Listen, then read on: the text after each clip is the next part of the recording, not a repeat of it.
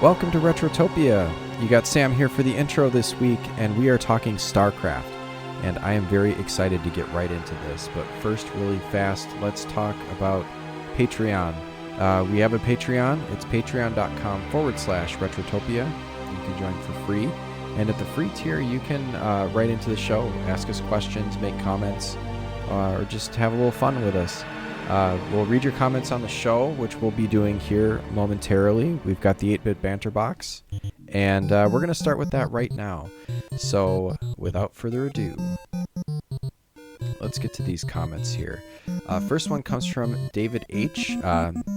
Sorry, David, I don't know if you want us to out you with your last name as a listener to this podcast, but David says, "Hey there, Sam. What console gives you the most nostalgia, and is there a particular game from that console that you have very fond memories with?"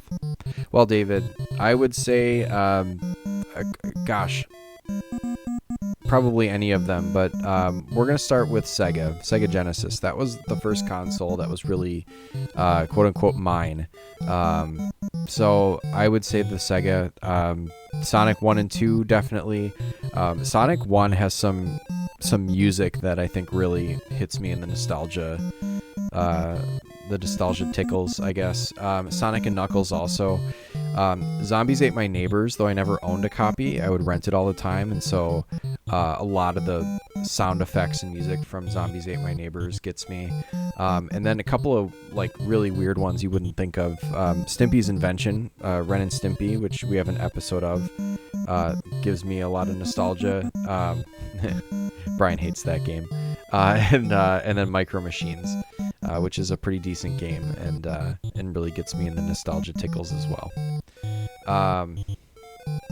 All right. Thank you, David.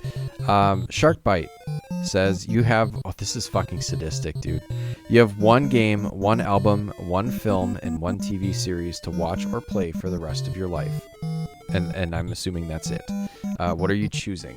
So Sharkbite says he chooses Final Fantasy VII for his game, Linkin Park Hybrid Theory for his album, Despicable Me for his film, and Lost for his TV show. Nice. That is an eclectic group of things you picked. That is pretty cool. Here's what I pick, and I'm gonna throw a bonus in there for you. My game, I'm gonna pick Pokemon Fire Red or Leaf Green, either or, it doesn't really matter, because I'm assuming that I'm the only person on Earth too, and also can't play with anyone else, so I don't care which one I get. It's I would have picked red or blue or yellow or whatever, but I think Fire Red Leaf Green was the cream of the crop for Pokemon, because it updated everything and made it more fun to play. So I'm taking that. Album for music, I have two choices. If I can cheat, I would take Led Zeppelin Mothership, because that's just a 2-disc compilation of some really great tunes. If I can't cheat and I have to pick an actual album, I would take Death, The Sound of Perseverance. That's a good one, so I can throw that on and go running. The film, I'm going to take The Empire Strikes Back. That's a no-brainer for me. TV show, I went back and forth on, but I picked Futurama. I think it edged out Star Trek by a little bit, just because, I need something funny, you know? And then my bonus that I'm throwing in here, I'm going to throw in a book, because I like to read. I'm taking my Ray Bradbury short story collection that has 100 stories in it. So, hopefully that's not cheating too. It's a book. Fuck you. It's a book. Thanks. Thanks, guys, for the 8-bit banter box comments. And I gotta tell you what I've been up to, right?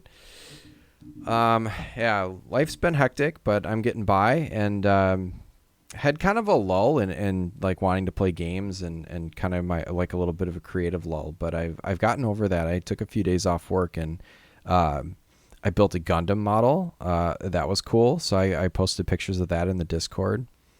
I've got a Boba Fett from Bandai that looks really cool too. So I'm now is it gunplay or gunpla? I don't know how you say that word, but I'm that guy now. I really enjoyed building those, and it's a really nice way to unplug, like just turn your phone off or like put some music on and build the model. It's like Legos, but I think more fun because you got to work with your hands a little bit more even. But anyways, that was fun. As far as games are concerned, I've been plugging away at Final Fantasy Crystal Chronicles Ring of Fates. That's a mouthful, but I think that's the full title of the game. That's on the DS. That's going to be hopefully for a future episode sometime soon, because Alan has played it, and Brian and I are trying to catch up so we can see about doing an episode. I'm enjoying it. It's a little jank, but I don't think that's really by design. I think it's just, kind of a Zelda-like. It's a little odd. So I don't know. Who knows? I think it's pretty readily available if you have a 3DS I think it's a 2DS game. So any sort of DS that you have, that's a pretty fun one. And then also I got into Axiom Verge. I just wanted to play something on my Steam Deck and had a few options of some indies that I had picked up for relatively cheap, and Axiom was one of them. And we had just finished playing Metroid Zero Mission.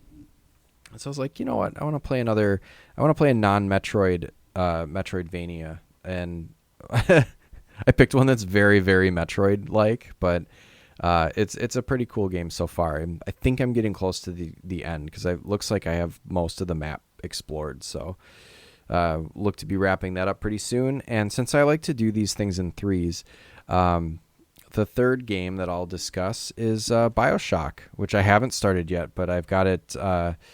I got it for 80% off, I think, on PlayStation Network, and that was a pretty slamming deal, because that won our Patreon poll for the spooky game. So I have that loaded up, and I'm going to be playing that pretty soon for spooky season, which I'm very much looking forward to, just as I am very much looking forward to talking some StarCraft. So before I ramble on too much longer, we are going to let Alan do his gentleman's interlude on StarCraft. Listen up, recruit. We're talking about StarCraft, one of the greatest real-time strategy games ever made. This gem was developed by Blizzard Entertainment, known for making games that'll kick your ass into gear. Released in 1998, this baby dropped on March 31st, and by April 1st, the world knew a storm had hit the battlefield. Now pay attention. You've got 3 factions: Terran, Zerg, and Protoss. The Terrans, that's us humans. Rugged, resourceful, and tougher than a $2 steak. We use tanks, marines, and nukes. We're not fancy, but damn effective. Then you've got the Zerg, an alien swarm of bugs that'll make your skin crawl. Fast, ruthless, and multiplying like cockroaches in a New York sewer. If you're not careful, they'll overrun your ass in no time. Finally, there's the Protoss, advanced psychic space warriors. Their technology so slick it'll make your head spin, with fancy shields and big flashy units like the Carrier and Archon. The game's all about strategy, soldier. You gather resources, Lespine gas, and minerals to build your base and pump out troops, then outwit, outmaneuver, and outgun your opponent. This ain't no dumb shoot 'em up. You've got to think, plan, and adapt on the fly. Build order, economy, and tactics. Fail at one and you'll be on the wrong end of a Hydralisk rush or worse. Blizzard didn't stop with just one game either. Oh no, they expanded it with StarCraft Brood War in November 1998, adding new units and storylines. The plot? It's a sci-fi soap opera on steroids, backstabbing, betrayal, and war across galaxies. You'll meet characters like Jim Raynor, Sarah Kerrigan, and Tassadar, legends that live on in gaming history. And let's not forget the multiplayer. You'll face real-life enemies who will test your patience and skill, because in the battlefield of StarCraft, if you're not quick, you're dead. And remember Korea? They turned this into a national sport, son. Now get out there and build more pylons, Marine. There's no time for slackers in this galactic war. Dismissed.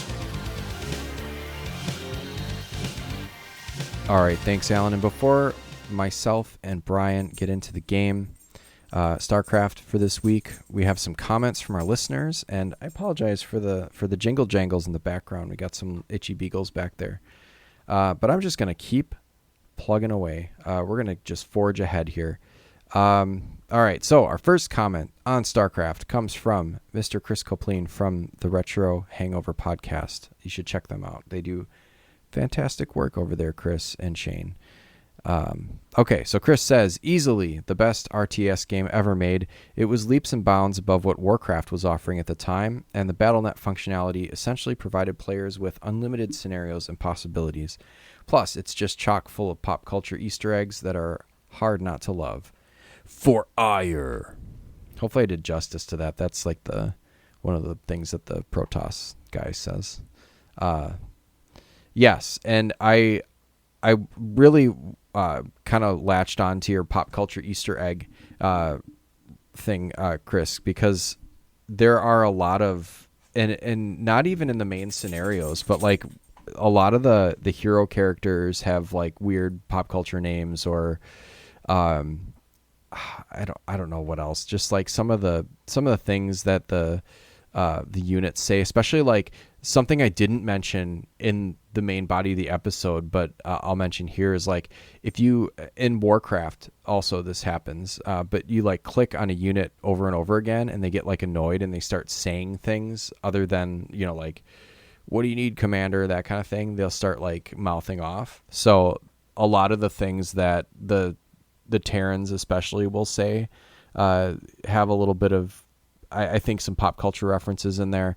And then one of my favorites, actually, it's funny because I mentioned my love for Ray Bradbury, but one of the, like, each of the character types, if you're doing like map editor is something else we didn't talk about.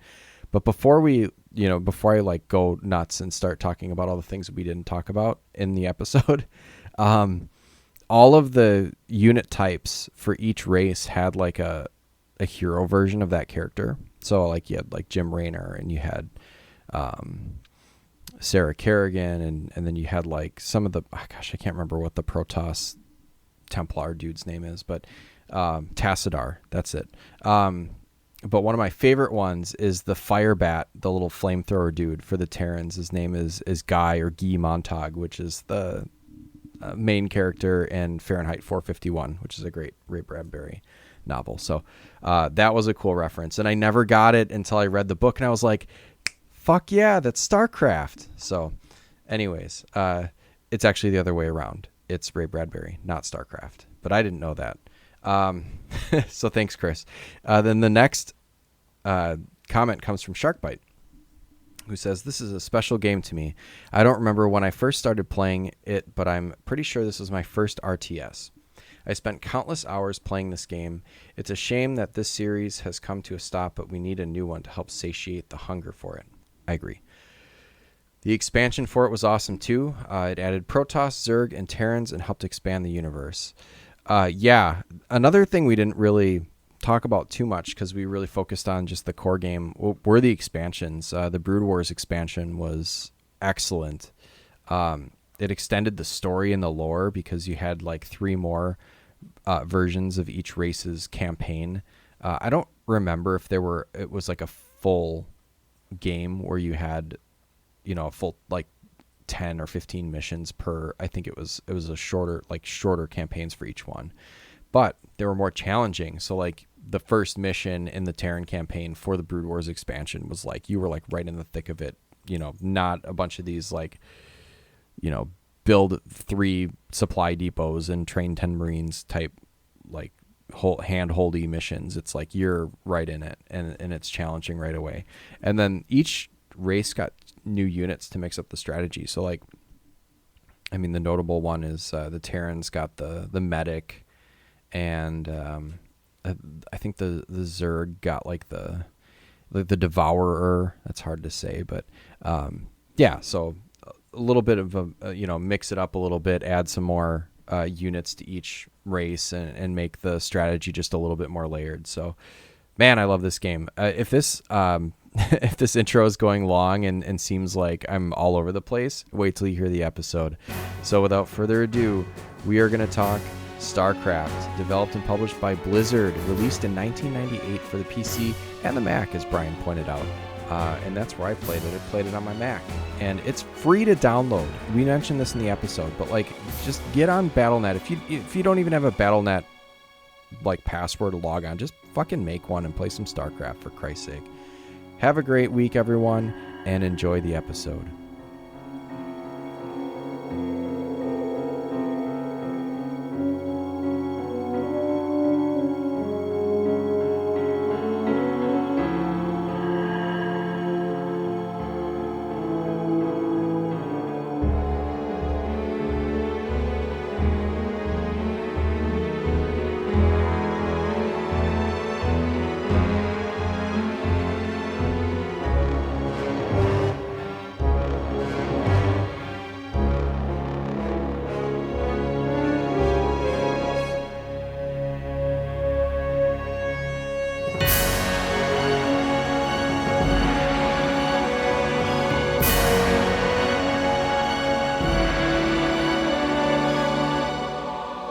All right.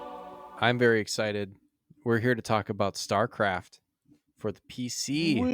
Woo! Woo! We're talking a PC game. This is the first PC game, right? Is it? I don't know. I don't think we've. Well, I guess kind of like Portal is a PC game, kind of, but I would put Portal as PC because that's the Yeah. only system I played it on. but this is like This is classic. PC. Yeah, Yeah. this is my childhood playing on the computer. Anybody who calls himself PC Master Race has played StarCraft. Absolutely. Period. If you I haven't, don't, then yeah. you're a master racist. Jesus, we're coming in hot.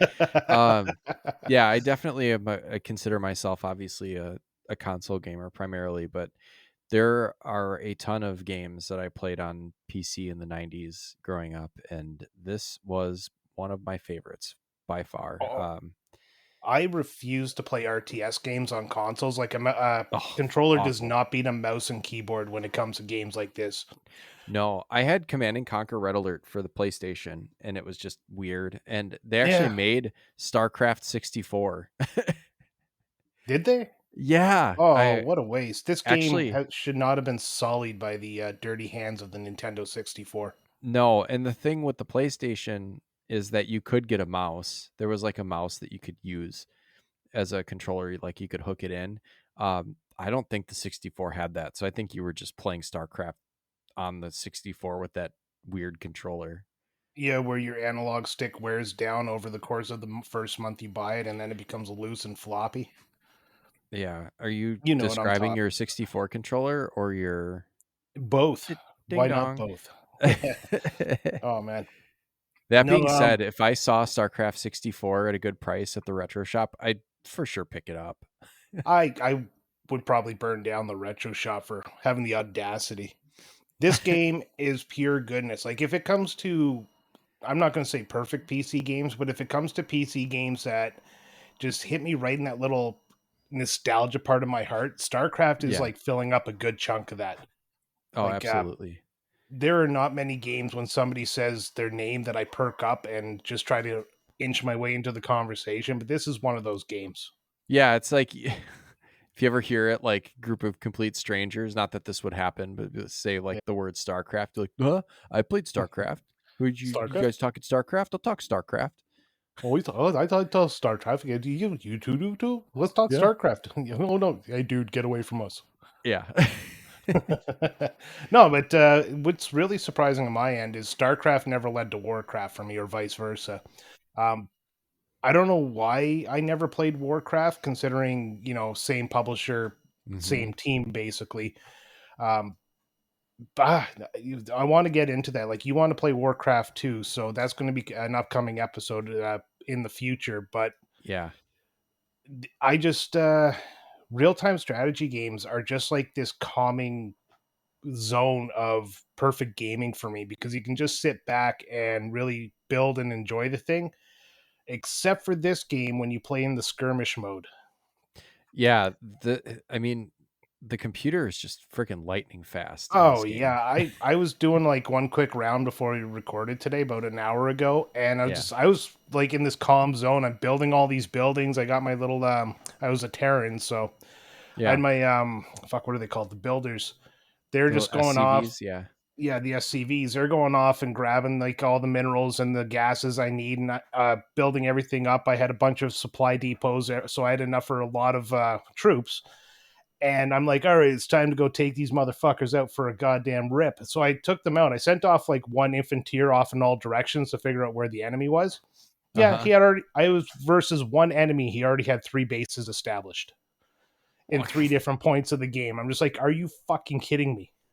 Oh, that's nuts. And it's like I'll get to the point where it's like, oh, I have a bunker full of Marines, so I'm defended. I've got a couple supply depots. I got a barracks run in, and then it's like a whole wave of like Zerglings and Hydralisks, and Yeah, it's like, what the fuck? I just think oh just man. because they don't hold back, and like I think you can set the difficulty of the computer, um, but if you're on normal or higher, it's just like the computer is taking full advantage of, how many functions the CPU can do simultaneously. It's like just flipping from unit to unit, and they're doing Oh, they're everything at once. building faster than any human being ever could build. It's like it's an unfair Right. thing. It's not like you can. Well, I guess maybe the only good strategy would be to build like a rock solid defense where you can, stop anything from coming in while you build up a usable army. Yeah. But no, it's just oh god, they build so goddamn fast. It's so unfair. Like, And those it, skirmishes can go on for just fucking hours. oh yeah. And then you like take your friggin' skills online because you think you're hot shit there, and then Nope. there's some kid on the other end. He's faster than the computer, and you're like, no, this doesn't make fucking sense. And he's hotkeying everything. Oh yeah. Yeah. Like he's Well, typing a goddamn story about well, how he's StarCraft wiping your ass out using hotkeys. StarCraft is like the national sport of Korea, South Korea. It's like the biggest, like before, like when esports were coming up, like there's huge StarCraft tournaments there. Like they're so fucking good at it. Yeah, So you it get just someone from like South Korea that just like wipes the floor with you and then moves on to the next one. yeah. But the one interesting thing I found when I was doing my research, this was actually released for the Mac as well, which is Yeah. it's funny because I mean I still remember all those commercials. I'm a PC, I'm a Mac, I Oh like yeah, to I play remember games, I those. like to stick my finger in my bum because that Yeah. was what PC would do. Right. But nobody in my circle ever thought of the Mac as a viable gaming system. But you have things like StarCraft and Halo was originally designed for the Mac. So Oh, I didn't know that. yeah, Well, yeah. Before Xbox bought them out or got the exclusivity, it was actually going to be released on Mac. well, here's the thing: is now StarCraft is the first StarCraft is as accessible now as it ever was because the fact It's that they free. did develop it, yeah, it's free, first of all. So, I mean, if you haven't played it before, go fucking play it because you can just make a BattleNet account for free and download StarCraft and you're rolling, and the game is excellent. Um, BattleNet for a second. yeah, Um, I I used to love BattleNet, but I don't yeah, like it anymore. Like it it's weird. feels outdated. I mean, it's specifically for Blizzard games, and which is now absorbed into the Microsoft Yeah, it's like circle. Activision shit in there. It's like Yeah, Call of Duty is in there. It's like, no, just give me my Warcraft and my Diablo and my StarCraft and my Hearthstone.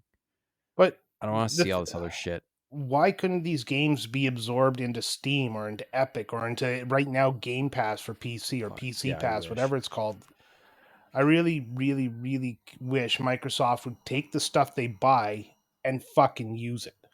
There must have been some sort of like weird exclusivity deal where like the true Blizzard stuff stays on BattleNet. Um or maybe for a specific period of time or something like that. But like what I was going for was that like since it was PC and Mac at that time, like this game remains just super accessible. Like you can't Oh play yeah. Warcraft 2 on anything unless you have a PC and and Good Old Games, or GOG, or GOG, or whatever the fuck that service is. I have it, but Good old I can't. games. Good Old Games. I can't play Warcraft 2 on my Mac because some weird way that they run the DOS emulator or some shit that I don't understand. You can't play Warcraft 2 unless you have an actual PC. And I can't even do it on the Steam Deck because the Steam Deck runs Linux unless I do some sort of weird workaround that I don't understand how to do. Yeah, Um, that's where the accessibility kind of takes off. right. And so Like like this game just is everywhere and it's it free is, and yeah. it's glorious. And there's a remastered version. And then the cool thing that I learned when I re-downloaded it this time around was that they made a cartoon version, which is really cool because kids, if you don't want your kids playing a game where the little space marines explode in a pool of blood, or is relatively violent, you have this like cartoon version where you get all the same gameplay. It's just cartoony. Well, it looks like Among Us, Yeah, it does. almost. If you look at the pictures on the BattleNet store, and I Yeah. went out and bought the upgraded version just because I wanted the cleaner graphics. Like I do love how the game still looks in pixel graphics, but pixel graphics were designed for CRT monitors, not for high def monitors we have nowadays. Yeah. So they look really dated when you do that. Getting the upgraded version cleaned everything up. It looks very solid. The game is gorgeous. And the only thing I would wish it could do more is zoom out a little bit further because it really feels like it zooms out not far enough for me to feel like I have a good view of what's coming up. Oh, really? So they actually, on the, I didn't play the remaster. I just played the free version that's out there. And actually it's funny because now it's free and I had definitely rebought it on BattleNet at some point when it was not free. Yeah, I So, lost my original BattleNet account with StarCraft and StarCraft 2 because the email I used is no longer in existence. hmm, And the yeah. password I used is something I don't use anymore, and I don't remember what it was. Well, good luck retrieving it. It's um gone. so do they, like, you've played StarCraft 2 and then you've played this StarCraft remaster. Is that kind of like the graphical style of, like, they just basically remade it in the StarCraft 2 style, or is it just like Oh, I slightly think less graphically? I haven't played StarCraft 2 in well over 15 years. Like when did StarCraft 2 come out? Anyways, it's been a long time. Like I played StarCraft 2 for about a good solid year straight and then I just kind of fell off of that. Yeah. So I don't really have a frame of reference for your question. I'm just gonna say that all they did is depixelate everything, smooth out the lines. The Hmm. characters now fit nicely on a high def monitor, so you know what they are. Yeah, it looks really good. It's just like an HD upgrade. Nice. Yeah. I One of these days I might spring for it, but Oh, I don't know. it's super cheap. This It's is like one of my 14 favorite games bucks. of all time. I'm happy with it. Oh, sorry, it's been 13 years since I played StarCraft 2, which was released in 2010. 2000, that's what I was going to say. I thought it was 2010. Isn't Yeah. it crazy that you can, when you're on your BattleNet or you're on your Steam, like the data will just hold over for like a Yeah. decade and a half. You last logged in 2009. I want to point out my statement is factually true because the pandemic was 5 years long. Oh, there you It go. felt like it, anyways. Yeah. Oh man. So Um. StarCraft. I played this like day dot. I remember playing and loving Warcraft 2 as a, probably, like, I don't know if I was 9 or 10. And my dad had a subscription to PC Gamer and um would stay on top of, especially like the first person shooters and the real-time strategy games were the bread and butter of the PC at the time, and this was no exception. Like, we'd play Warcraft 2 online, Command and Conquer, Red Alert, uh, as far as real-time strategy games go, and just remembering my dad like reading articles and being like, yeah, you're gonna have three races instead of two, um because Warcraft was just orcs and humans, and it's like, oh, now it's like Zerg and Protoss and Terrans, and that was like they were slowly trickling out information. Like, I remember my dad saying like, "Oh, if you play a Zerg, there's going to be this like tunnel and you can connect your bases," and that was the Nidus Canal. And then, gosh, I mean, there was just so much like it's such a complex game.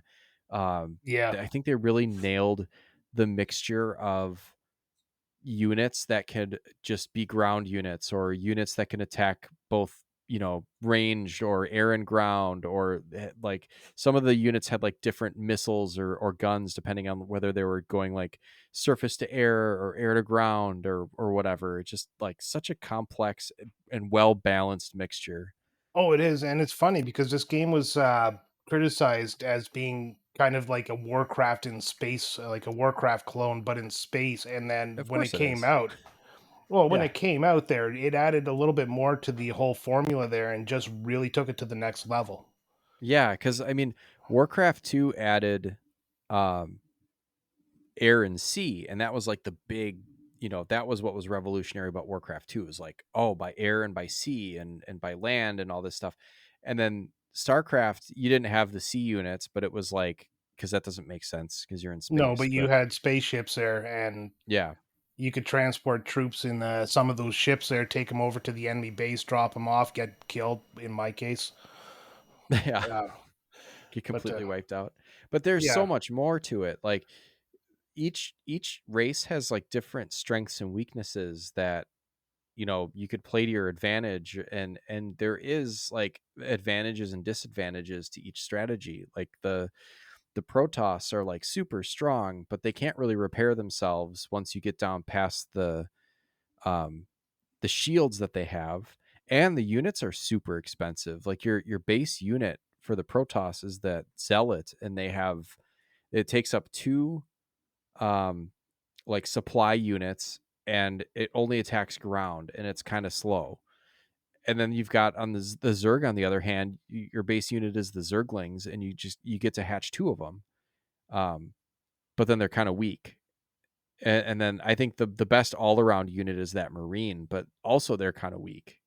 They can attack yeah. range, but there's just like so much give and take, and just like kind of just subtle nuance to the different strategies that you can employ. If you get really, really good, like the Protoss are probably the expert level. It's the third campaign in the sequence, and you're meant to play it third to progress the storyline, and it Yeah. is by far the hardest to master. Oh yeah, and you could tell just like when I was touching around with the Terran and the Zerg stories. I kind of did about 5 missions into each. The Terrans, the story was really easy. It was really about teaching you the mechanics of the game, and the Zerg was Right. kind of like, now that you know the basics, we're not going to handhold you, but it's not going to be something that you can't do. And I never got to the Protoss, but I can imagine that one was going to be very difficult for when I played them in the skirmish mode. I had like little idea of what was going on. A lot of my StarCraft knowledge has kind of faded over the years. Like you're talking like Yeah. you're in a master class, but I know more about the outside the game stuff than I do the inside the game. So Yeah. like I popped up some screenshots here just to kind of keep my train of thought going. And the first screenshot I popped up was just like a war between the Protoss and the Terrans, and it just gave me PTSD from my playthrough this afternoon. Yeah, just getting absolutely annihilated. Yeah, and another thing I like about the PC aspect of this game, and I'm going to shift the conversation a little bit, to the controls. Is the keyboard and mouse obviously works really well in a RTS game, and when you start learning the hotkeys, you increase your speed of development and movement and all that kind of stuff by just just so much. It becomes a competitive advantage. Yeah, So I you get was that split second, like, because you click on your barracks or whatever, and then there's different hotkeys to even like train yeah, units.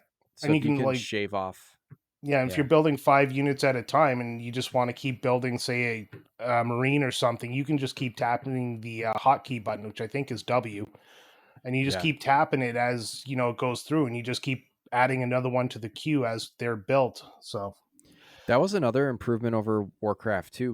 Was you still could use multiple barracks or multiple factories or whatever for your units, and you could build them You faster because could? if you could build what?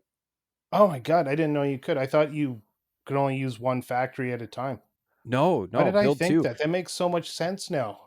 Yeah, if you build two, I mean, it's a little more resource intensive, but you can build two units at a time and speed things up a Yeah, little bit.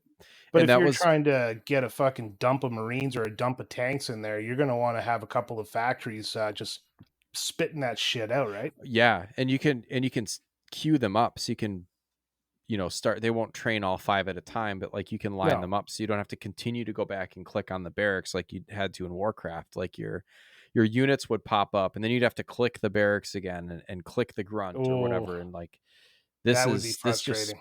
yeah, this sped up the gameplay so much. It was just such an improvement over the Warcraft 2 model. Um, I mean, I love both games, but there was just so much Well, that you got to they, keep moving forward, right? I mean, yeah, Blizzard was at the top of their game at this time. It was really everybody loved Blizzard, and Activision hadn't got their fucking stink on them yet. ugh, yeah, this was peak Blizzard, right? Oh Right yeah, here and was oh god, StarCraft. I remember just people would talk about this at school, like these types of Yep. games, and there would be LAN matches set up in the computer labs to the teacher's chagrin, but Right. it would still happen, and they would just sit there, and there would be competitions of all the nerds in the school would be playing StarCraft, and the other nerds would be playing Magic. I would be sitting in the corner looking for a friend. This is one of those games though where like if you got the LAN going or like hooked up with a friend on like 56K modem and started playing this, like that was your whole night. Um Yeah. Oh you're god, I fucking remember oh god, I gotta learn to stop swearing. But anyways, I oh fucking fuck remember you, when swear all you want. yeah. I remember my first PC there, like picking up that giant ass monitor, putting it in the car, taking the tower unit, making sure it was nice and secure behind the passenger seat, the keyboard and mouse, and driving it over to a friend's house, setting it all up and playing about, I don't know, probably a good solid 12 hours of video games. Yes, Th- I just, man, what a those were the time. Like days. Oh it's yeah. just like this is the time period uh that I'm most nostalgic for, was like this mid to late 90s. Like I'd say like a 95 is maybe a little bit early, but like a 96 to like a '02 or '01 is I don't just know. like The prime earlier time time. was a sleepover time in my life there where you get all your friends and you play games. You Oh, plug in the Nintendo. that was my Yeah. sleepover time. I Sleepover at Uncle Bad Touch. oh god. His name wasn't Bad Touch, it was Randy. Not the same Randy that does that other podcast we won't Oh, mention, so we he don't can link it touch me all. all he wants. Oh yeah, he's fucking gorgeous. No, But that's off what a topic. Hey, gorgeous did you man. know there's novels based on StarCraft? Yes, I did. I don't think I've ever read one, but I would be intrigued to, because the story in this game is, that's a great segue into story, because this Yeah. this game has a great story. It well, it does. I can't remember the story. Like we were talking about this before we started recording, and I have memory gaps on the story because when it comes to a game like this, I'll play through it once, and then from that day on, I will never touch the story again. I will just go to skirmish mode. This Command and Oh, Conquer, all yeah. of them. Well, So some of the early missions are so slow, but dry, luckily, yeah. like once you beat them though, you can skip to whichever one you want. Um, Well, what the was I? point Yeah. I got up to as a Terrans was, it's teaching you how to do the controls. Go over here, find this guy. If he dies in this mission, then uh, the mission's over, so you don't want him to die. So I just left him in my base that I had to build. And then when I finished that mission, all of a sudden it turned around that somebody was like, "Oh, you've just broken the law, and I'm going to make sure Yeah. you go to jail." And you're like, "Fuck you, dude." And then that's the point I kind of quit at. Yeah, the Duke or whatever, Edmund Duke. Oh He's god, a he real sounds like a asshole. badass. His head looks like an onion. Just like the old graphics. I love the old graphics. They look like such weird little cherub people. Yeah, but like on my like screen they look crisp HD. yeah, the HD graphics. I did check out like what some of the characters and what some of the sprites looked like when they were updated, and they look good, but I still have So much nostalgia for the original. Oh, why Um, don't you give us a rundown of the story there while I look at the Wikipedia and correct you as you go? the Wikipedia. Um, Wikipedia. so I only played through this time around. I might be a little rusty on the Zerg and the Protoss campaign. I don't know if I ever finished the Protoss campaign. It's so fucking difficult. But um, basically, the way it starts is that you are a magistrate uh, at a small colony called Marsara, and you're you're starting to like notice this like Zerg infestation. So like your colony is being attacked by this weird alien creature, and you got to set up your defenses, and eventually I think you evacuate. That's a good mission, the one where you have to survive for 30 minutes. um so you evacuate the colony and you get help from this faction called the Sons of Korhal, and that's where you run in with the basically like the Confederacy, which is the government, which regrettably has some like uh American South Confederacy like I think there's some like stars and bars Confederacy undertones, like Edmund Duke or whatever is kind of like an old Southern boy. And Yippee-ki-okay. yeah. So there is that kind of flavor to it, where the Confederacy is like the main government, and they end up being the bad guys, and you're rebelling against them, basically by saying, they're telling you to stay put and get overrun. I think what really triggers it is you find the infested command center that the Zerg have overtaken, and that's a really cool thing too. We didn't even get to that. Where Oh, like that actually this, happened in the mission that I tapped out on. yeah, that's the one that you're talking about, where you destroy the infested command center. Yeah, and then Um, you get in trouble for destroying the infested command center. Right. But when you're playing as the Zerg, you can overtake. That's one of my favorite things, if you can pull it off, is getting a queen into the command center and infesting it, and then like lifting it off and taking it away. Because then you can make those infested Terrans that blow up. They're basically like sapper units. Um, Oh, nice. it's just kind of like a real like middle finger to your opponent if you can do that. Um, so yeah, basically then there is a cover up, is what you discover, is that like the Confederacy knows that the Zerg exist, and I think they're trying to weaponize them is the deal. And so you end up joining with the Sons of Korhal, and you're joined by Jim Raynor, who's your kind of like hero character.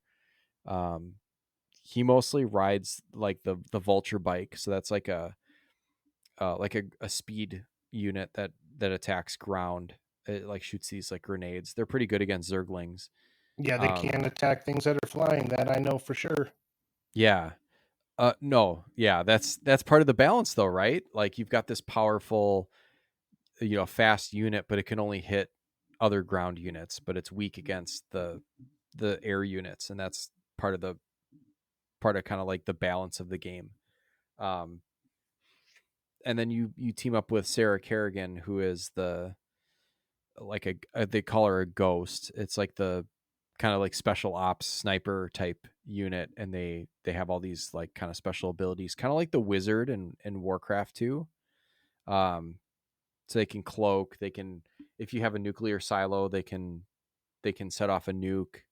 um I think they have some other abilities, but they're not the strongest or the quickest like melee units. Like you don't want to just train a team of ghosts and send them in. They'd be okay, but like your Marines would fire faster and be better suited for that. But that's a tangent. Well, There's just finish so off the much. story first. God There's damn it! so much. I'm not going to get through the whole story. I mean, like Yeah, just basically you're yada yada fighting yada the, your way through the story. yeah. I mean, you're fighting the Confederacy. I can't remember exactly how the Terran missions end, but basically like Sarah Kerrigan dies, or spoiler alert, you think she dies, and then you find out that she surfaces later when you're fighting the Zerg, and she's become an infested Terran, and so she's like the Queen of Blades. And her unit is Odd. her like sprite and everything. Like that character is so fucking badass. Um, and then and into that like kind of segues into the Zerg campaign where you're like a new little like brood lord or whatever, and you're like rising up in like the swarm, the hive mind, and you actually end up um I think you command or you have like infested Kerrigan as a unit when you're playing in the Zerg campaign, and that's a lot of fun too. And you can see like um the Zerg have to basically like implant themselves on a planet, and they infest the planet, but they kind of become a little bit stationary because you've got these like weird little like slug, like the over, not the overlords, but there's like the overmind. um I feel like I'm just like spewing like all this information, and Yeah, I I mean, and I have keep like no going. context for it, but like I'm just gosh, listening to the podcast now. yeah, I can't remember what they're called, but like there's like a at the end of the Terran mission, like you have to kill the Overmind, I think, and the Overmind is like Well, this giant looking. you don't have to uh ruin the whole story for everybody. I mean, I know it's an ancient game, but come on, it man. is, We're it's an trying to old game. convince people to play this. Go play it anyways. I mean, even if you know Yeah. the story, it's still fun to like get the strategy of the missions and complete them and stuff. And then I think the Protoss story gets really weird because like as it goes along, I think it's like there's a, I don't know if it's like a super race or like a progenitor race called the Zelnaga, right? And then like they created the Protoss and the Terrans and the Zerg. Um, and that's just kind of like a weird twist. So that's kind of a spoiler too. But um, Oh, what again, I it's got a, on the Wikipedia is the Zelnaga only created the Protoss and the Zerg and attempts to create pure beings. oh, that's what it was. They backfires when they are largely destroyed by the Zerg centuries before beginning of StarCraft in 2499. The hardline international government of Earth, the United Earth Directorate, commissions a colonization program as part of a solution to overpopulation. There On the we way, the go. computers automating colony ship malfunction, propelling the Terran colonists off course to the edge of protospace. Well, Hence that was how we... definitely a twist, though, is when you find out that the Zelnaga created both the Terran and the Zerg, or the Yeah, Protoss and the Zerg, and the Protoss are like coming through, and the reason why they bump up against the Terrans is because wherever there's Zerg, uh, the Protoss will just annihilate the planet, and the Terrans are like, well, hold on a second, there's like innocent people there, and they're like, we don't give a fuck, we need to get rid of these Zerg, and so they'll just blow everything up. yeah, we're too fucking Um, money for this shit. yeah. Um, yeah, it's just the story is awesome. I mean, I don't, I've said before, like I don't get too into story. Um but this one's great. Like this is like they got, I mean, I don't even know who's responsible for the like the story of this game, but you could turn this into an epic movie, or like a, obviously you said there's novels, but like I'd read the fuck out of this if it was just a book even. It was created by Chris Metzen and James Finney. Yeah, like who the hell's that? I don't know. Like I'm sure they've done a lot of other other stories or maybe some other writing, but like man, Oh, I Chris Metzen did Diablo, StarCraft, Warcraft 3, World of Warcraft, StarCraft 2, more World of Warcraft, some of the expansion packs, Overwatch, and Overwatch 2. damn. Yeah, I mean like dude knows his way around making Warcraft. yeah.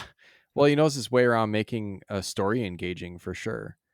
Yeah, Um well, I don't know if it was particularly him who wrote the story, because just because you're a creator doesn't mean you wrote the story, but yeah, uh, learning what I am about the game industry, these guys definitely came up with the core concept of what the game was going to be, then pitched it to Blizzard, and Blizzard said, "Why, fuck yeah, that works for us."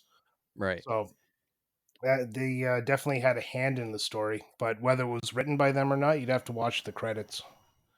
Yeah. I mean, just such an intricate and fun, like each race is more challenging, I think, than the others to play as. If you're the Terrans, like, you can pretty much build your buildings anywhere. You're kind of resource that's well, there's three resources you need. There's basically like the crystals, The which is minerals. kind of your money, Yeah. yeah, the minerals. And then there's the Vespian gas, which you need to build some more advanced stuff and Yeah. do like research to upgrade your units and stuff. And then there's your your supply, or like the number of quote unquote, like people that you have. It's like a little person icon. And all three races have that, where um, you have to build either like supply depots. The Zerg need overlords, and the Protoss need these like um, Nexus crystals or whatever, these like weird pylons. That's what they're called. And those generate like the power or the supply or whatever. Um, oh man, just such a great game. I can't Oh yeah. even, like, I'm just Well, gushing over here. yeah, I kind of noticed. I'm just going to let you go at it because seems to be more your thing. See, the funny part about real time strategy games is I usually don't get into the story at all.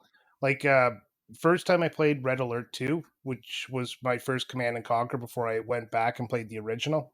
Yeah. I never once played the story of that game. I started Skirmish. I learned how to do Skirmish. I played online once, got completely wiped out. Yep. Never played online again, and then just made myself skirmish games. That's how I did it. And Yeah. I still to this day don't know the story of Red Alert 2. Oh, Red Alert 2 And is fine. I like the story of Red Alert, the but first Red Alert, better. It yeah, was really off the wall. but this game's kind of the same way. Like you talk about the story with such passion, and for me, it's a real time strategy. After I played as much as I felt like of the story, which I didn't really pay attention to because I just kind of bombed through the in between mission screens. Yeah. Uh, No, I went into the skirmish mode, and that's how I played the game. That's how I have fun with real time strategy is just playing the skirmish mode because you get everything there, so you can build all the way up. So all you have to do is kind of learn how to get to each different type of unit, and then hope the hell that the protos don't wipe you out before you can even attack once. Yeah, and it's like it's the part of me that likes those, like SimCity is enjoyable, and Yeah, Civilization is enjoyable, like that building up is fun, and that's really not the object. Like, you do have to build up, but it's a means to an end. Like, you really need to build this army and go on the offensive. yeah, you can't Unless sit back for too yeah. long. And like civilization, you can actually have a path where you go uh, through economical or cooperative means to get to a victory. This game does Right. not work like that. You either fucking kill them or you die, Right. Yeah, kill or be killed for sure. and Um that's what I do like that about the skirmish. I do like the challenge of trying to build up fast enough. And like right now, my skills of StarCraft are completely gone from when I was younger. Because I could at least hold my own back when I was younger, but yeah, like today, I just got absolutely like completely wiped out within an hour, and I just quit. I was just like, I always that's enough for found this for now. yeah, I think I found the Red Alert, um the Command and Conquer Red Alert skirmishes to be a bit more forgiving in that Well, respect. well, even StarCraft 2 is a bit more forgiving because you could grab more units and then do Right. like a Zerg rush. And the term rush came from StarCraft. I think StarCraft 2 because you do infantry rushes in Red Alert. Yeah. StarCraft 2, you do Zerg rushes, and it's the best strategy is you just get a bunch of barracks and you build the fuck out of your infantry, and then you just take like 100 of them and mow through the enemy units. When I was playing this, where you can only take 10 units at a time, and we had this conversation. You say you can hotkey your units to one of the Yep. number buttons. I couldn't get Yeah. it to work. Yeah, that's a detriment. Like, you really need Yeah, that. because you can only take 10 units at a time. And I can't remember if StarCraft 2 is the same way, but 10 units at a time is not enough in a game where the computer can actually take their entire army and fire it at you. Right. Yeah, you definitely need to load up, I'd have maybe like two units of 10 Marines, and then like those Goliath walkers were really awesome, and then um you have like some wraiths in the background. Just man, what was your favorite? Do you usually play as Terrans? I usually do. I don't know why. I just like the whole concept of being human. Well, the I do too. It's quite enjoyable. Um, but Well, like I mean, in video games. Come on, man. Come on. the Zerg and the Protoss both have like kind of I wouldn't call it like high risk, high reward, but it's definitely like high level of or like barrier to entry, I guess. Like you really have to master uh the way that they're set up. And then but if you do, you're probably a very, very good player because so the Zerg have to build on this like goop that's on the ground called the creep. And the way that you get creep is by your hatchery, which is like your kind of like main base building. Um, and then you have to use your drones, which is like your little scavenger unit, to actually mutate into buildings, which is another like weird. Um, like they build a little bit faster, I think, but you're having to every time you build a building, you're sacrificing a drone. So like you have to use your hatchery and build some more drones, and your hatchery has like little larvae that come out, and you can't build anything unless there's a larva that's come out, and those are kind of on like a timer, and it makes like I said, like you can build up a bunch of zerglings fast because every time you hatch zerglings you get two, but Yeah. you're also sacrificing, like you're using one of your larvae to do that. um and you're also using your drones to make a building, so you have to make another drone. So it's like such a weird trade-off where you can build faster but you're making sacrifices in order to do that. Yeah, but this is kind of a neat concept of the game because if you look at some other real-time strategy games out there, you're just playing 1A, 1B, and your Right. units are different, but you tend to have the same type of capabilities. Yeah, It is a breath of fresh air that they took the time to give every race a different, unique sort of way to play them. It kind of keeps the game fresh and gives players three options in how to adapt their play style. absolutely. And like the Protoss have like a similar thing where your pylons supply power um to your buildings, and it has like a radius. When you click on it you can see like the radius of like power that it emits. And Yeah, the but only there, building, yeah. I was just going to say there's another aspect to the pylons. It's also how many units you can build in total is based on Yeah, how many that's right. pylons you have out.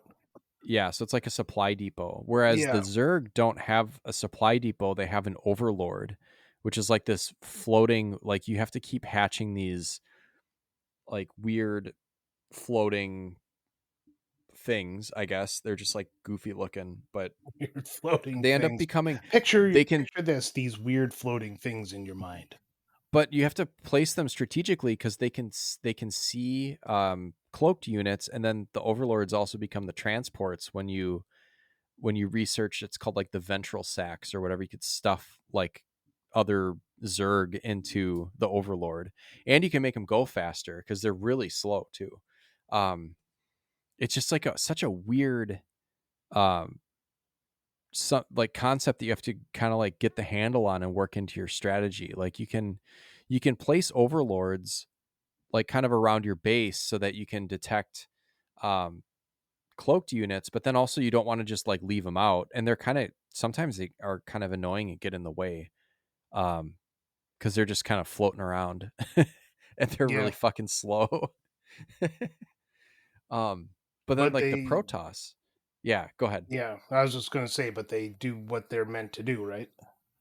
Yeah, but once you it's kind of interesting because like there's the give and take where when you're playing as the Terrans, in order to get the drop ship, you have to build the spaceport, and then you have to build the control tower add-on.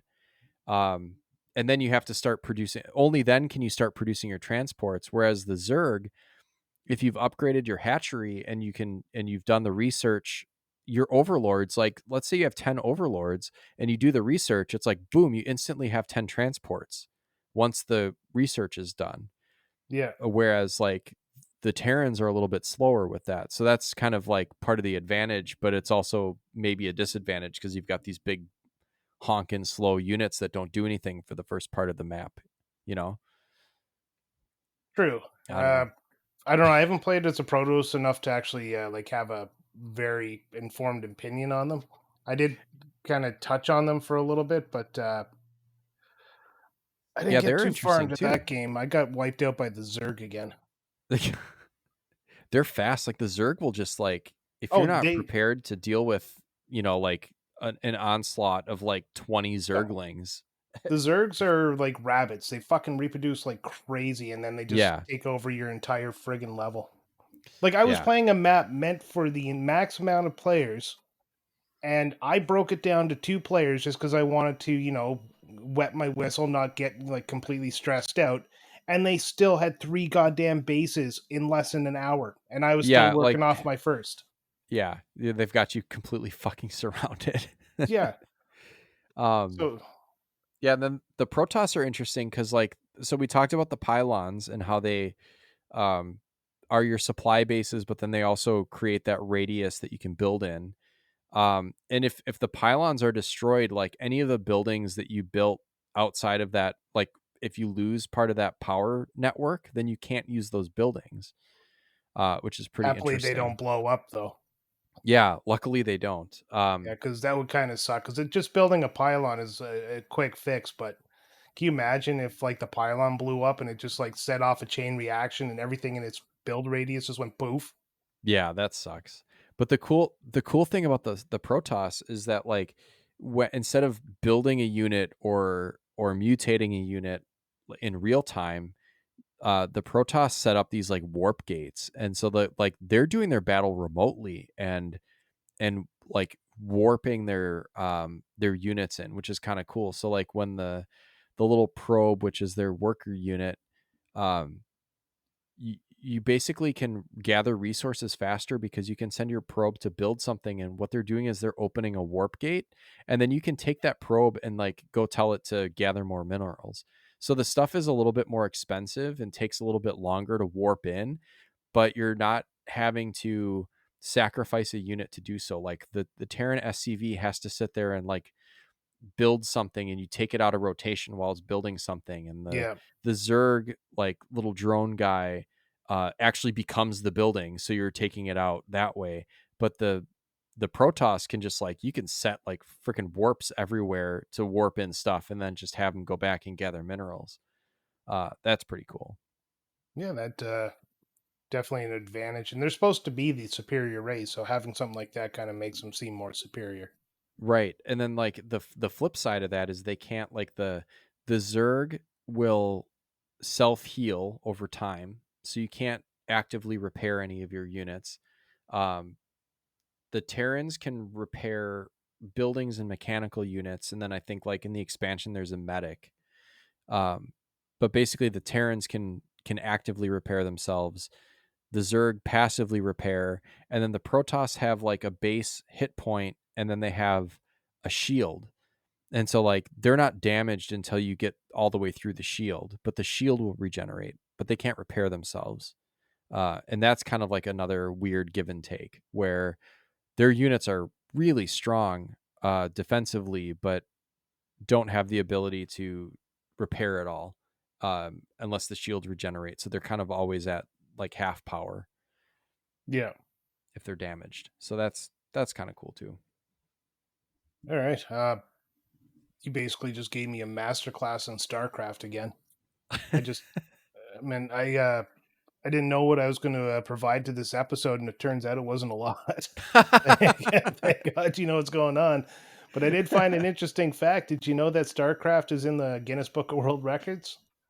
For what? Best Best-selling game ever. strategy video game for PC. Longest video games marathon playing an RTS game, 44 hours. Holy And fuck. highest career earnings for a competitive female video game player named Scarlett. That's amazing. God, can you imagine playing for like I mean, we both listen to Remember the Game, and like Adam does his like 24-hour streams, which now he's gonna break into 212s, which is smart. But like, you imagine playing something for 44 hours straight, Oh my unless God. you unless you had a team and you took shifts, you know. No, like it has to be a one-person session or like, Oh, a fuck that. one-match That's so session. bad for you. Yeah, but you've heard stories of people dying in internet cafes playing video games in Yeah. like Eastern countries. Like all the time, Vietnam, Japan, and all those. They just walk into these cafes and that's the last time they ever set foot outside. God, that's nuts. I just can't imagine. Like, I can't imagine wanting to play a game. Like, I love playing games, but I can't imagine wanting to play games so much that like my bodily functions are starting to fail. Or like, I've played Civilization. I think that's the longest sit down session I've played of any given game in one sitting. And I've played that for like 12 hours. And when I stood up, every muscle in my body had atrophied and I had to learn how to walk again. oh So I my, can't imagine like 44 hours and getting up and like, yay, I'm so dehydrated. oh god, dehydration would be like the least of your problems. Like it'd be like a chain reaction where you'd be like worried about organ failure. Yeah. Your Well, kidneys would explode like Grandpa Simpson. that's probably why the what's it called? The people died is because they forgot to do things like drink water or go to the bathroom or eat. Well, no kidding. It's like for you, if you're playing Civilization, and I don't imagine you were playing online, you could at least pause it and go take a pee or whatever. Pause an online game. Fuck off. No way, Even my you son can't. knows that's you can't do that. You can't pause an online game. So Oh man, people what a great crazy. game! And then obviously, like we're not talking about this specifically, but there was an expansion called Brood Wars, and they added, um, obviously more campaigns. They expanded on the story, and I think the story focuses even more on Sarah Kerrigan because she's the infested Kerrigan is the cover of the Yeah. game when it came out. I never even Um, touched the expansion pass. I didn't think we were going to talk about it on this one. no, no, but I mean, when you download, if you were to go on BattleNet and download StarCraft, they give you Oh, both the. yeah, you get the whole thing. So It's amazing. What a wealth of what a great. That's the greatest. That might be the best free to play downloadable game out there, hands down, just ooh, period. I got a bunch of 12-year-olds are going to kick your ass because you just said that about their Fortnite. Well, fucking come at me, you little shits. Go play StarCraft. Um, yeah, I mean, just as far as like quality, if you want like uh, a good story, just like a well crafted game, crafted. Get what I did there? Oh, A it's well star crafted. Yeah. Um, it's I gonna mean the sound so weird on the recording. I was reading how many people died in internet cafes playing video games, and I kind of phased out for a second while I was reading there.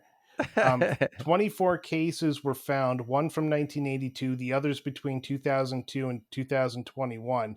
23 of the 1982. victims were male, ranged from ages 11 to 40 years.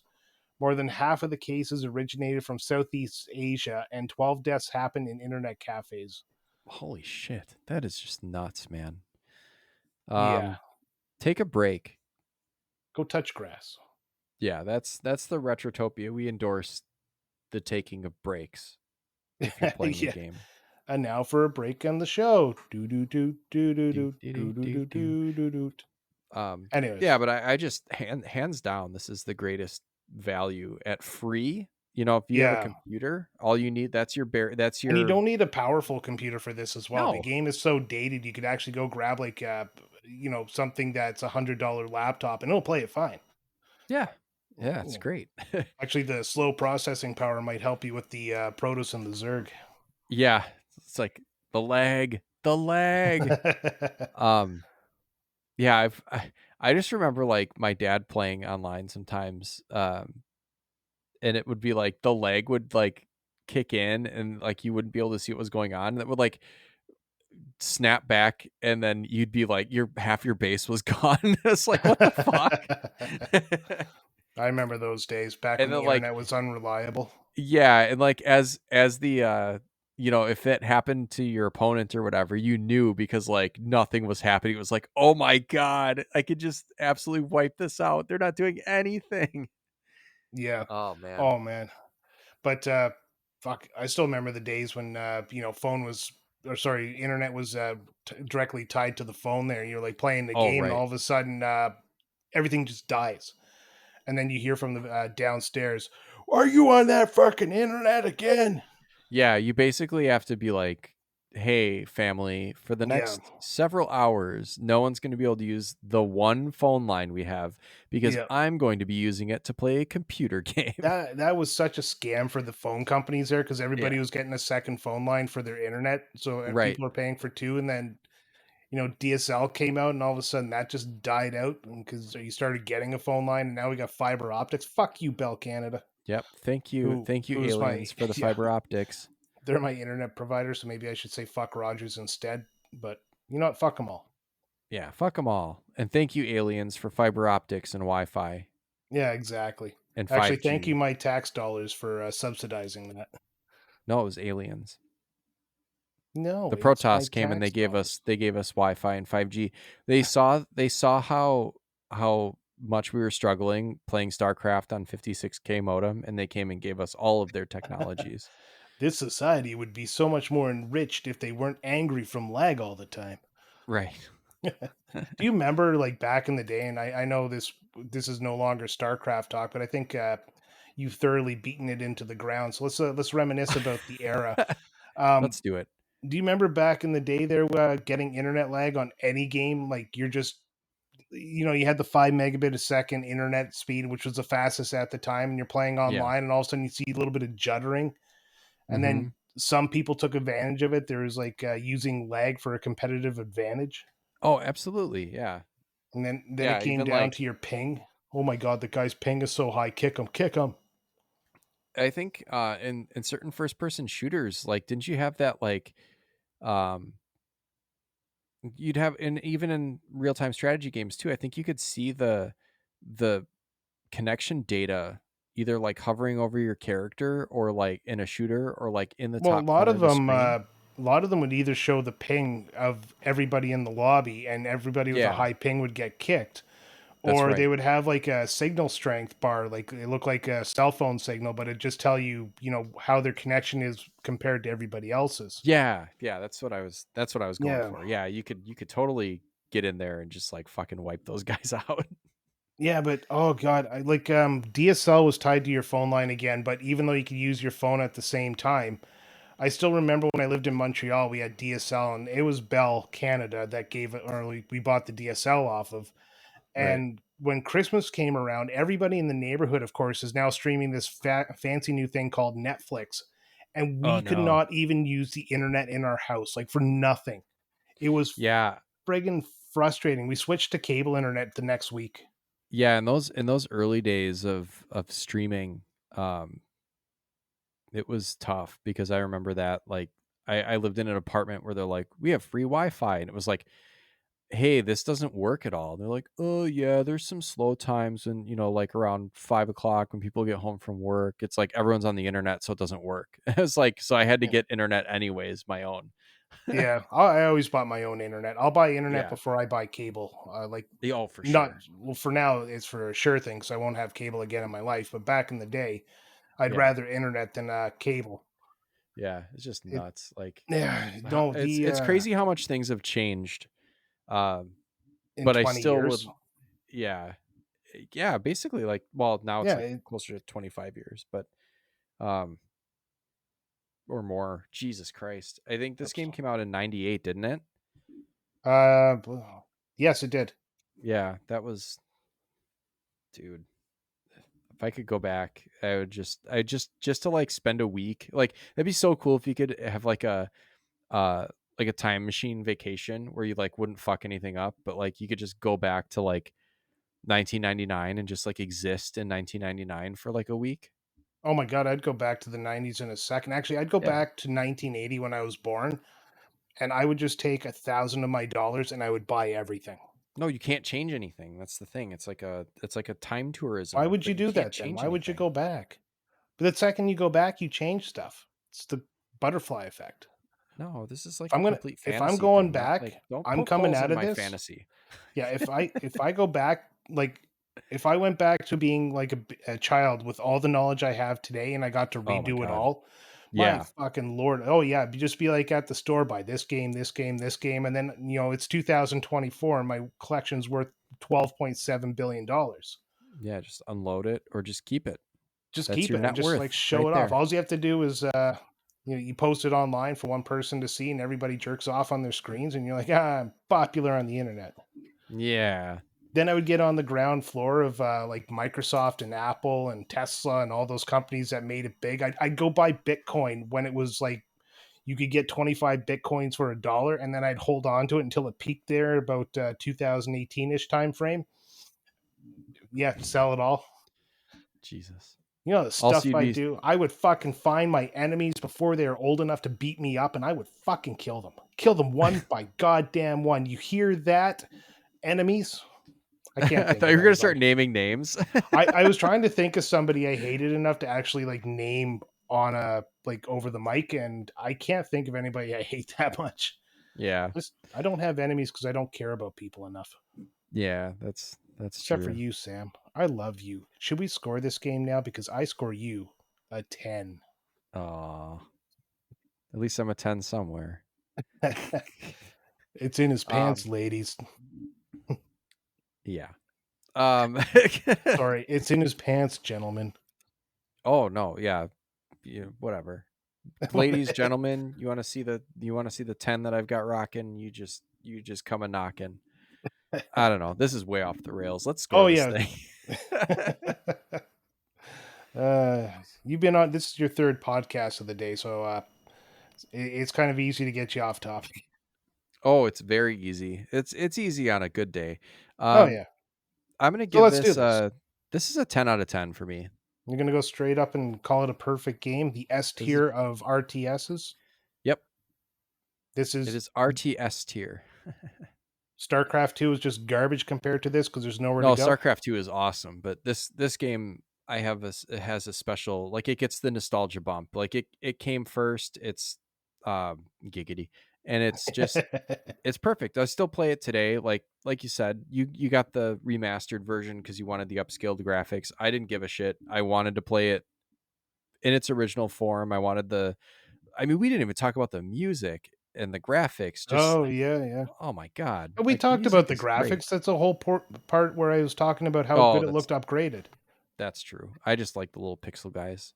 Um, The the music is great. Like music's fantastic. the music itself just like puts me in that just calm nostalgia space. Even if it's like there's a bunch of units on screen, like you could just that music and the Warcraft 2 music is mwah, It's not perfect. something you're going to get up and dance to, but it's something that doesn't annoy No. you while you're doing long play sessions. Yeah, it's not like Mega Man X music where it like pumps you up or whatever. It's just fits perfectly Yeah, the tone of air the game. kicking because of the Mega Man X music. God, that's so good. But no, this is great music. This is definitely Yeah. absolutely. And I'm gonna give my score. I'm not gonna go full 10 on this one. I'm gonna go 9.5. It does get the nostalgia bump, but again, I honestly don't care to play through the story again. I just like playing the skirmishes. So I got back into that habit right away. I found the Nice. story to just not really catch me. But Oh. the Oh.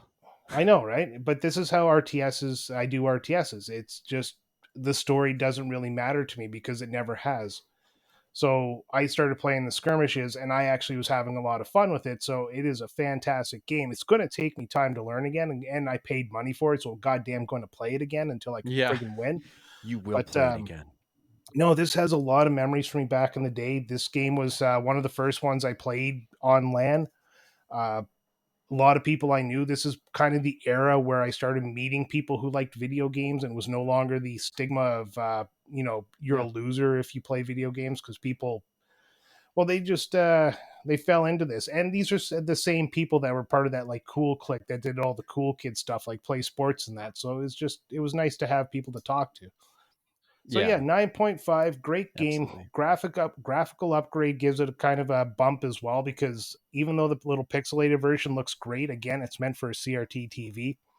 Um, Yeah. they done it right by the way they did it because nothing looks like they overproduced it. So it's very clean. It's very crisp. Like the edges are good. So they got the anti-aliasing going on and all that good stuff.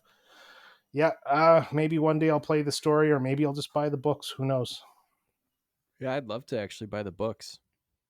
Good luck finding them. I'm going to go on Amazon and see if you can. Yeah, it's just like it just expands the lore. I like that kind of stuff. Just like how, you know, what the old Star Wars expanded universe did for Star Wars. There's a StarCraft EU basically, right? Yeah, you're going to have a hard time finding the books. They're only available everywhere. Oh, damn it. I Well, don't live everywhere. I live in Wisconsin. yeah. We don't read here. No, actually, we read quite a bit. I read quite a bit. But I anyways, I got to get back in off the topic. habit. No, but Sister Act if you want, 2, back in the habit. yeah, if you want to go Sorry. on the topic of video game books, I used to read the Splinter Cell series, Yeah, yeah. and they're Sam Fisher is the main character, but none of them coincide with the games. But I get the draw of actually reading into something you really enjoy. Like I get the idea of people reading into the Star Wars universe. If you're really Yeah. into it, do it, but just don't talk to me about it. Um, I will, you yeah, same fucker. thing about this. Like if you're into the story of the game, the way you described it, like how much you're into it, you should really invest in the books. It sounds like something that would just be right up your alley. I bet. Yeah. Like I need another thing to get into. My God. But yeah, this is oh man, this is a fun one. What a great way to cap off a nice 3 podcast afternoon. Yeah. For anyone's reference, to place this in time, I started out by recording the quick play on Saviorless, which is a pretty nifty little indie game. And then I sat in with Danny from Retro Wars and did Metroid Zero Mission over there, and capped it off with StarCraft, one of my favorite games of all time. What a wonderful day. And I My God. sat all day doing homework, so fuck you. Oh, well, Yeah. you're doing fun stuff. I am. But I'm learning C++, which is surprisingly fun. Not to the point where I'm not hitting my head off the table, but I'm really enjoying it. well, that's excellent. Find Yes. something that you love doing, like this. Um, Exactly. Do I'm you gonna want to let send us you. away? Oh, You're gonna oh send you. us away. I started us out. Don't you do that. You're gonna send us away. I keep trying to make you do a catchphrase, but you can never come up with a good one. All right. Thank you for listening to another episode of Retrotopia. And if you want to help us out, you can support us on patreon.com/retrotopia, where you can join for free and participate in the 8-bit banter box or submit comments on the game of the week, as well as participate in polls, give suggestions for polls, and listen to Quick Play. Sam, it's been fun talking to you. And until next time, play with your joystick, play with it hard.